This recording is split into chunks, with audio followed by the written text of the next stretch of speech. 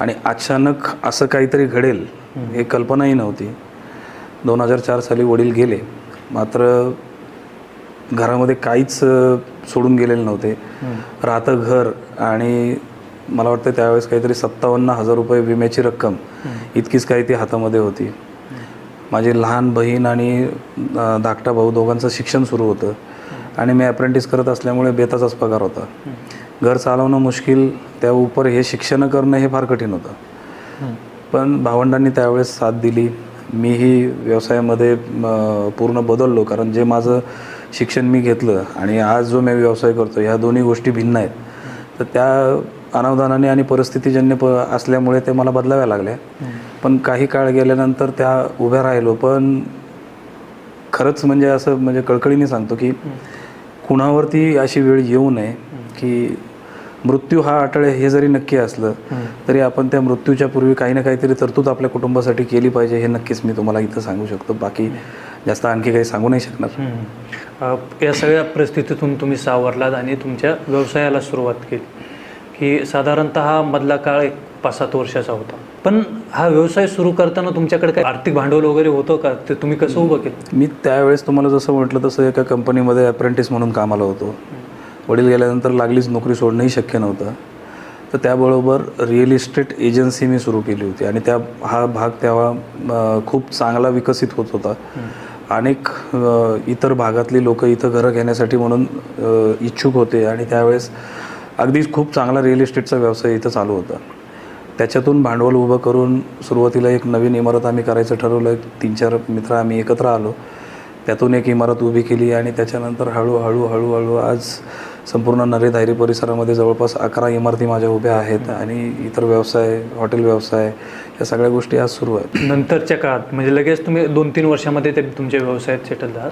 पण 2012-13चा एक असा काळ होता महाराष्ट्रामध्ये की विदर्भ आणि मराठवाड्यात खूप मोठा दुष्काळ पडला होता.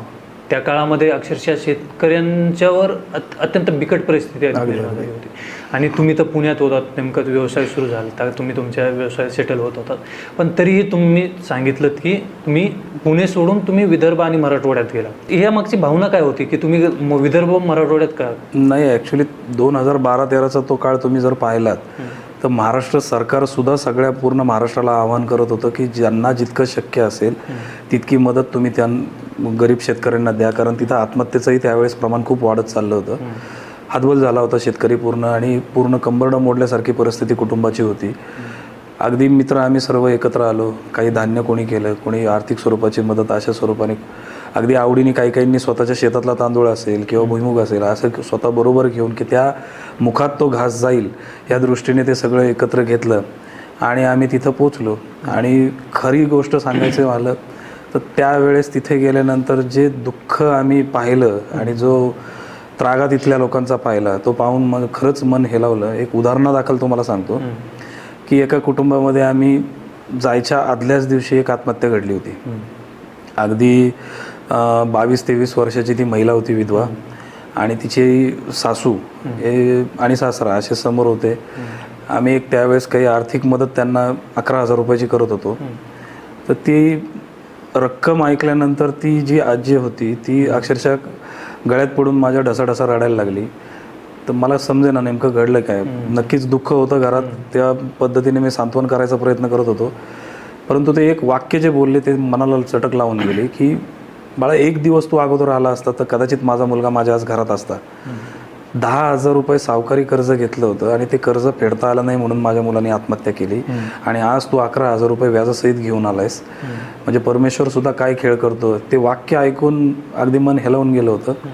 आणि तिथून इथं आल्यानंतर खरंच सक्रिय समाजकार्य माझं नक्कीच सुरुवात झालं की पूर्ण दिवस नाही म्हणता येणार पण दिवसातला काही वेळ मी रोजचा ठेवायला लागलो या समाजकारणासाठी. तर त्यावेळेस असा इथला शहरातला काही प्रसंग वगैरे आहे ज्याच्यामुळे तुम्ही मोटिव्ह झालात आणि शहरातल्या मी म्हटलं तुम्हाला आता तसंच की ज्या भागामध्ये आपण राहतो तिथली भौगोलिक परिस्थिती जी बदलत जाते, म्हणजे अगदी वय बदललं आणि तुम्ही मॉडर्न कपडे घातले म्हणून तुमचं वय झाकलं जात नाही.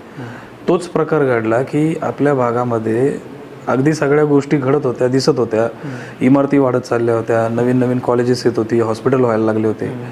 परंतु मूलभूत गरजा ज्या आहेत त्यापासून नागरिक आजही वंचितच होते आणि त्या गोष्टींसाठी आपण काहीतरी केलं पाहिजे ही मनात एक भावना यायला लागली आणि त्या दृष्टीने कामं करायला सुरुवात केली मी आणि लोक जोडत गेली. सुरुवातीला असं कुठलाही मनात विचार नव्हता की आपण राजकारण करावं. लोक यायला लागलेत, प्रश्न मांडायला लागले, अडचणी सांगायला लागलेत. शिक्षणामुळे काही गोष्टी आपण त्या समजू शकतो की काय अडचण आहे, कोणापर्यंत हे गेलं पाहिजे, कोणाला सांगितलं पाहिजे, कोणाकडे दाद मागितली पाहिजे. त्या पद्धतीने मी ते करत गेलो आणि काही लोकांची त्यावेळेस काही कामं व्हायला लागली. नंतर ती रीग वाढायला लागली. वाढल्यानंतर कुठे ना कुठेतरी आपण एका स्थावर पदावरती पोहोचल्याशिवाय प्रत्येक गोष्टीला आपण न्याय देऊ शकत नाही ही भावना निर्माण झाली आणि राजकारणात प्रवेश झाला. या काळामध्ये जे तुम्ही काम केलं तर ते तुम्ही कुठल्या पक्षाच्या माध्यमातून केलं का कुठे संघटना वगैरे काय नाव वगैरे देऊन केलं? नाही, सुरुवातीला आम्ही शिवराज्य समूह नावाचा एक समूह स्थापन केला की जो नाऱ्यापुरताच पूर्ण मर्यादित होता. अनेक कार्यकर्ते त्याच्यामध्ये आले. त्याच्यातून काही सामाजिक कार्य आम्ही करायला सुरुवात केली. सुरुवातीला आम्ही गडकिल्ले संवर्धन सुरू केलं.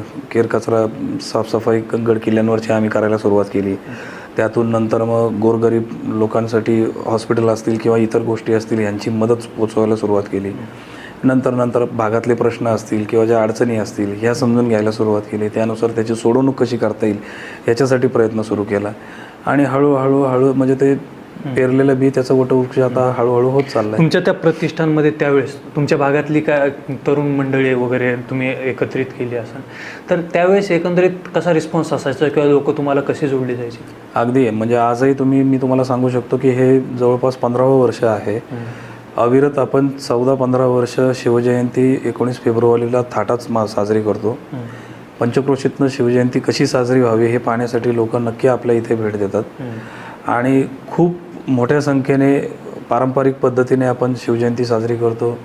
काही व्याख्यानकार आपण बोलवतो. छत्रपतींचे विचार काय आहेत ते लोकांना सांगण्याचा प्रयत्न करतो आणि आपण त्याच्यातून आजच्या काळामध्ये काय बोध घेतला पाहिजे याचं एक सामंजस्य उदाहरण आपण त्यांच्यापुढे ठेवतो आणि त्यातून खूप गोष्टी चांगल्या घडतात. त्या